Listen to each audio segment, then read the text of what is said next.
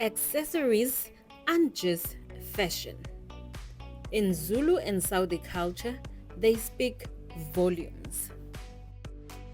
Zulu beadwork is more than colorful, it tells a story.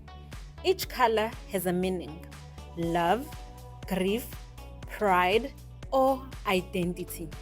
Handmade with heart. In Saudi Arabia, gold is king.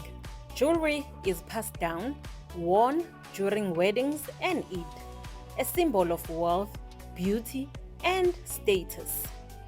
Two cultures, one powerful message. Our stories shine through what we wear. Which speaks to you more? Comment below with Zulu beads or Saudi gold. And don't forget to like and subscribe.